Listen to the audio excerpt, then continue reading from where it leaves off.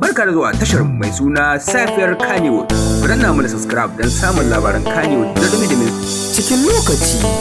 Hadiza Gabon ta nuna rashin farin cikinta akan irin yadda Rahama Sadau ta ki karfa kiranta da ta yi don ta tattauna da ita a ɗakin tattaunawa da jarumai da ta buɗa.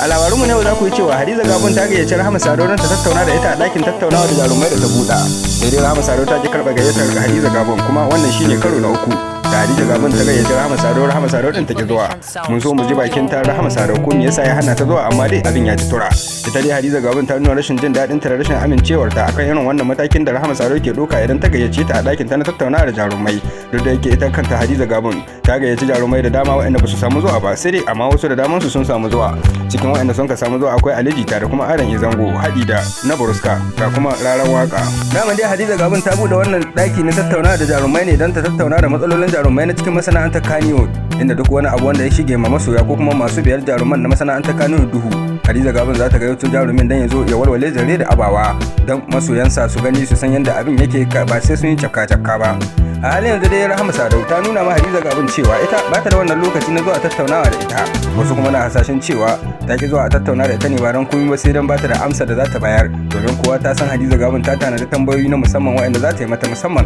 akan ficewarta daga cikin masana'antar Kannywood so uku, sa'annan kuma da komawa ta kasan Indiya har ta biya kuɗi aka saka ta a cikin wani fim na Indiya, duk da yake biyan kuɗin ana zargin cewa yan adawa ne ke rera haka a cikin al'umma. Yanzu haka dai masoyan Rahama Sadau din suna fatan Rahama Sadau ta karɓa kiran da Hadiza Gabon ta yi mata a ɗakin ta na tattaunawa da jarumai don ta walwale zare da abawa akan zarge-zarge da al'umma ke mata. Daman dai ko a yanzu wannan rashin karɓa kiran ya janyo al'umma da dama sun zargi Rahama Sadau da rashin iya bayar da amsa akan tambayoyin da za a yi mata, duk da yake ba wanda ke da hakikanin irin tambayoyin da za a yi mata. Amma dai Hadiza Gabon ta nuna rashin jin daɗinta sosai kan rashin amsa gayyatar da har Rahama Sadau ta yi. Yanzu haka ma Hadiza Gabon ta ja ɗarmar cewa ba za ta ƙara gayyatar Rahama Sadau ba, kuma wannan abin ya sa Hadiza Gabon ta saka doka akan cewa duk wani jarumi da ta yi gayyata so uku bai zo ba to ta yahe gayyatarsa kuma ba za ta ƙara gayyatarsa ba. Daman dai Hadiza Gabon ta ce ta buɗe wannan wurin ba don ta samu kuɗi ba, duba da irin yadda take kashe kuɗi kafin a gama tattaunawar. Ta buɗe wurin ne kawai don masu kallon fina-finan Hausa da su fahimci irin yadda jaruman su ke harkar fina-finai da kuma irin yadda suka ɗauka soyayyar su a gare su.